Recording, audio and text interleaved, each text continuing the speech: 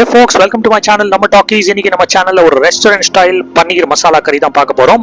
So தேவையான பொருட்கள் cashew nuts, அதுக்கப்புறமா டொமேட்டோ, அதுக்கப்புறமா வந்து கேப்சிகம் கொஞ்சம், அதுக்கப்புறம் வெங்காயம், அதுக்கப்புறமா இஞ்சி பூண்டு சின்ன சின்னதாக கட் பண்ணி மெயின் இன்கிரீடியன்ட் பன்னீர். அதுக்கப்புறமா ஃபர்ஸ்ட் வந்து ஒரு பேஸ்ட் ஒன்று ரெடி பண்ணிக்க போறோம். எதை வச்சுன்னு கேட்டீங்கன்னா அந்த கேஷ்யூ நட்டு, அதுக்கப்புறமா டொமேட்டோ இது எல்லாத்தையும் போட்டு மிக்சியில் நல்லா ஃபைன் பேஸ்ட்டாக அரைச்சிக்கோங்க. இந்த மாதிரி லைட் ஆரஞ்சு கலர்ல வந்துடும். அடுத்தது வந்து நம்மளுடைய கடாயில் ஒரு 5-6 ஸ்பூன் எண்ணெய் ஃபர்ஸ்ட், அதுக்கப்புறமா சீரகம், அந்த சீரகம் நல்லா பொரிஞ்சு வரட்டும். அடுத்தது வந்து பெருங்காய பொடி ஆட் பண்ணிக்கோங்க. ஸோ அதுக்கப்புறமா லேசா சாட்டே பண்ணுங்க. அதுக்கப்புறமா வெங்காயம் ஆட் பண்ணிருங்க. வெங்காயம் பாருங்க ரொம்ப சின்ன சின்னதாக கட் பண்ணிருக்கேன். அந்த வெங்காயம் நல்லா வதங்கட்டுங்க. ஸோ நல்லா வதக்குங்க, போட்டு ஒரு 30 செகண்ட் 40 செகண்ட்னு குயிக்காக இல்லாமல் அட்லீஸ்ட் ஒரு 2 நிமிஷத்துக்கு வதக்குங்க. அதுக்கப்புறமா இஞ்சி ஆட் பண்ணுங்க. அதுக்கப்புறமா வந்து பூண்டு ரொம்ப சின்ன சின்னதாக கட் பண்ணியிருக்கேன்.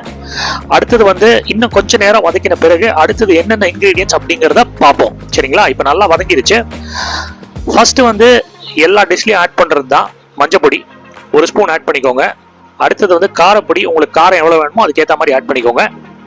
அதுக்கப்புறமா இது என்னன்னு கேட்டிங்கன்னா சீரகப்பொடி, அது 1 ஸ்பூன் ஆட் பண்ணுறேங்க. அப்புறமா தனியா பொடி, இதெல்லாம் ஆட் பண்ணியாச்சுல. இப்போ வந்து நல்லா மிக்ஸ் பண்ணுங்க. அந்த வெங்காயம் வந்து அந்த ஆட் பண்ண அந்த பொடிகள்லாம் நல்லா அப்சர்வ் பண்ணிக்கிட்டோம். கடைசியாக வந்து இந்த கேப்சிகம் ஆட் பண்ணுங்க.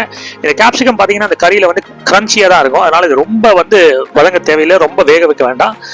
அடுத்தது இந்த பேஸ்ட் ஒன்று ரெடி பண்ணியிருக்கோம் இல்லையா, அதை வந்து ஆட் பண்ணிருங்க.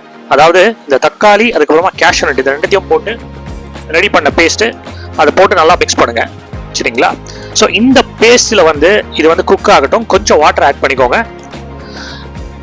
ஸோ போட்டு நல்லா மிக்ஸ் பண்ணுங்க. அப்போதான் இந்த டொமேட்டோ எல்லாத்தையும் அப்சர்வ் பண்ணிக்கோ. இது வந்து சுடுதண்ணி, நான் சுடுதண்ணி ரெடி பண்ணிட்டு இருக்கேன். மீன் வாயில் நம்மளுடைய இது வந்து இங்கே குக் ஆகிட்டு இருக்குங்க. அந்த பேஸ்ட்ல வந்து குக் ஆகிட்டு இருக்கு. அந்த ஃபிளேவர்ஸ் எல்லாம் அந்த வெஜிடபிள்ஸ் நல்லா அப்சர்வ் பண்ணிக்கிறது பாருங்க. அதுக்கப்புறமா கொஞ்ச நேரத்தில் பார்த்தீங்கன்னா அந்த எண்ணெய் வந்து பிரிய ஆரம்பிச்சிடும். அப்போ வந்து நீங்க வந்து இந்த சுடுதண்ணியை ஊற்றிடுங்க. சரிங்களா?